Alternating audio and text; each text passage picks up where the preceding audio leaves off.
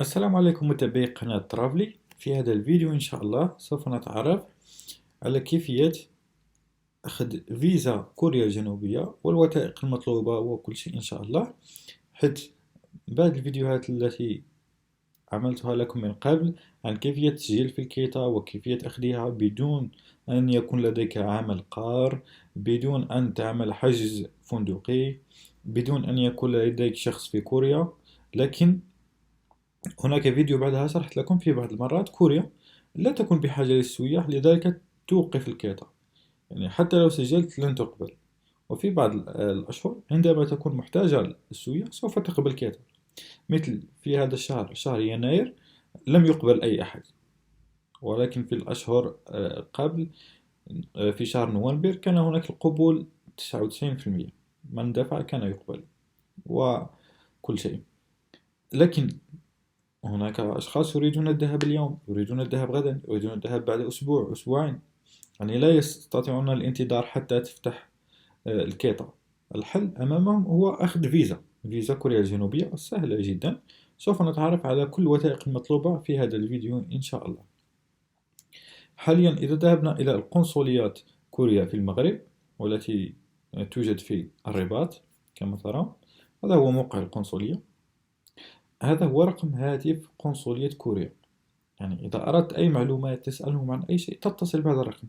يوجد هناك من يتكلم بالعربية ويوجد من يتكلم بالإنجليزية والفرنسية، يعني لن تجد مشكل. وهذا هو الموقع الخاص بهم في الرباط، في شارع مهدي بن بركة السويسي الرباط.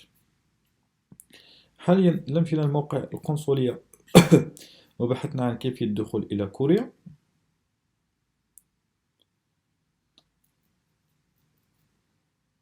سنجد أن الموقع لم يعمل له ميزاجور كما نقول بالعربية أو تحديث. يعني لا زالوا يقولون هناك أن المغاربة لا يتم، يعني لا يحتاجون فيزا لدخول كوريا في مدة 90 يوم لغرض السياحة. لكن هناك أمور تغيرت ولم تدخل هنا بعد. نجد هنا فقط، يعني من قبل كانت فقط الباسبور وتذكرة طيران ألي روتور وريزيرفاسيون دوتيل وتذهب. حاليا أصبح هنا نجد فقط فيزا إتيديون، يعني فيزا دراسية. هذا هو موقع القنصلية لمن أراد أن ينظر فيه أي يرى المعلومات. تكتب فقط هذا oversia.mofa.go.korea وتكتب في جوجل فقط أمباساد دو كوريا أو ماروك. الآن سوف نرى الوثائق التي تطلبها كوريا للحصول على فيزا. أولا أريد أن أنبه لشيء، أن هذه الوثائق تختلف من شخص إلى آخر. يعني 90% من هذه الوثائق هي لكل الأشخاص، لكن يعني من الأحسن أن تتصل أنت بالقنصلية، تشرح لهم الحالة الخاصة بك، وهم سوف يقولون لك كل ما تحتاجه بالضبط، يعني لكي لا يكون هناك أي تغير. الأمور التي محتاجها هو فورميل أو رومبلير. هذه فورميلير تقوم بتعميرها، تجدها هنا فقط. تدخل على أونتري دو كوريا، فورميلير دو دوموند دو فيزا، تقوم بتحميلها وتقوم بملئها.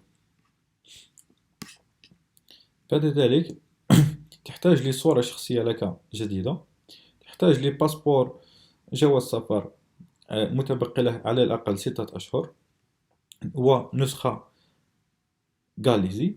تحتاج إلى نسخة من بطاقة التعريف الوطنية غاليزي.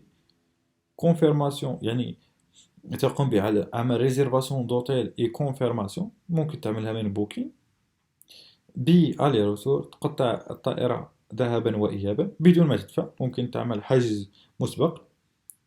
هنا السبب الزيارة، سبب الذهاب إلى كوريا، تضغط توريزم أو ماذا تريد. إذا كان هناك توريزم، سي دي توريزم، تضغط لهم بروغرام ديتايي دو فواياج، يعني برنامج سياحي فين غتمشي انت. سوف أذهب إلى إيتيوان، سوف أجلس يومين، سوف أذهب إلى سيول، سوف أجلس 4 أيام، سوف أذهب إلى رؤية. المهم أنت تدخل لجوجل، تضغط على بروغرام ديتايي دو فواياج أو كوريا، سوف يطلع لك العديد من البرامج. تختار أنت المناسب لك والأماكن التي سوف تذهب لها، لأنه ممكن يتم سؤالك حتى عندما تذهب للمطار: أين الأماكن التي سوف تذهب لها أو كيف ستذهب لها. ممكن يكون لك الإجابة، يعني يجب أن تكون تعرف هذه الأشياء. لكي لا يتم إرجاعك. غوسي ديشونج دو فيز، هذه يعني عندما تريد الذهاب إلى كوريا لن تذهب في جيبك الدرهم، سوف تحوله للأورو أو الدولار، من الأحسن الدولار.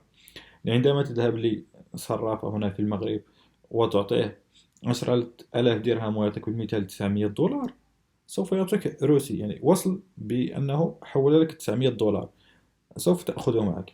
ومن الأحسن يكون أقل شيء 1500 دولار.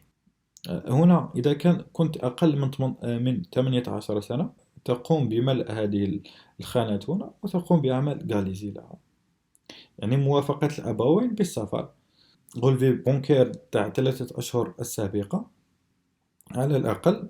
هنا إذا كنت أقل من 18 عام للأبوين، إذا كنت أكثر من 18 عام لك أنت فقط. هنا إذا كنت أقل من 18 عام الدفتر العائلي كوبي غاليزي. وأخيرا لي فخي ديال الفيزا اللي هما 360 درهم تقوم بدفعها مع هذه الوثائق. كما شفتوا وثائق سهلة جدا، فقط أن تقوم بجمعها. ولكن من الأحسن أنك تتصل بهم. الرقم تجد هناك من يتحدث العربية، إنجليزية، فرنسية.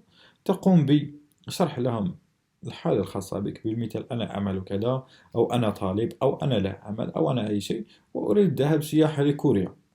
سوف تخبرك جميع الوثائق التي سوف تحضرها، وسوف تحضرها وتذهب، ليس هناك أي مشكل. هذا هو الفيديو لهذا اليوم، أتمنى أن يعجبكم. إذا كان هناك أي تساؤل أو أي اقتراح يمكنكم التواصل معي عبر الإنستغرام. فقط الأشخاص الذين يتواصلون معي على الإنستغرام المرجو فقط كتابة السؤال أو الأمر الذي تريده في رسالة أو أوديو. يعني لا تكتب لي السلام وتنتظر أرد عليك السلام وتقول لي كيف حالك وأقول لك كيف حالك، فهمت؟ يعني لكي لا أضيع وقتك ولكي لا تضيع وقتي، يعني أخبرني ماذا تريد في الرسالة وسوف أجيبك إن شاء الله.